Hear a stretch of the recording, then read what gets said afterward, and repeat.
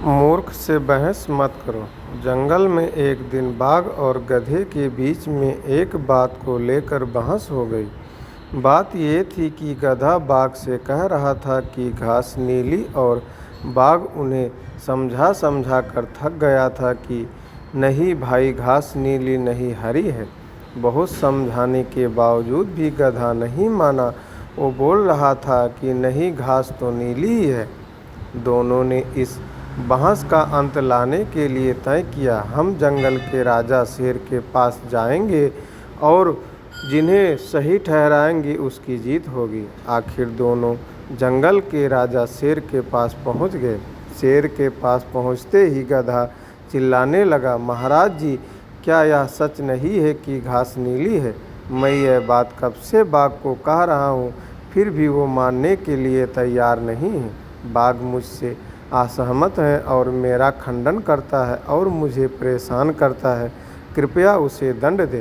बीच में बाघ बोला, आप ही बताइए, क्या यह सच नहीं है कि घास हरी है? शेर ने दोनों की बात सुनकर एक क्षण में घोषणा दे दी कि गधे की बात सच है, घास नीली है और मैं बाघ को इसके लिए साल की सज़ा देता हूँ। यह सुनकर गधा खुशी से उछलने लगा और अपने रास्ते गाता गाता चला गया कि घास नीली है, घास नीली है। बाघ ने अपनी सज़ा तो स्वीकार कर ली, लेकिन वो शेर से पूछने लगा कि महाराज, आपने मुझे दंड क्यों दिया? आखिर घास तो हरी है। शेर ने उत्तर दिया, वास्तव में घास हरी है। बाघ ने पूछा, अगर आप भी ये मानते हो कि घास हरी है तो मुझे सज़ा क्यों देते हो? शेर ने कहा, इसका इस सवाल से कोई लेना देना नहीं है कि घास नीली है या हरी है। मैंने तुम्हें सज़ा इसलिए दी कि तुम्हारे जैसे बहादुर बुद्धिमान प्राणी गधे से बहस करने लगा और अपना समय बर्बाद कर रहा था, और ऊपर से आकर मुझे उस सवाल से परेशान कर रहे हो। तुम्हें सज़ा इसलिए मिली क्योंकि तुमने इतने बुद्धिमान होने के बावजूद भी गधे जैसे प्राणी से बहस की। मूर्ख लोगों से बहस कभी नहीं करनी चाहिए।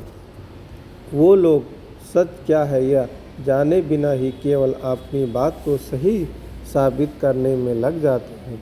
ऐसे लोगों से बहस करने से हमारे समय की ही बर्बादी होती है।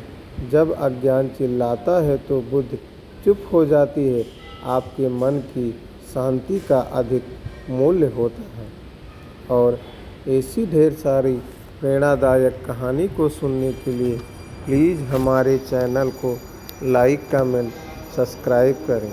दोस्तों, हम मिलेंगे फिर एक और नई कहानी के साथ।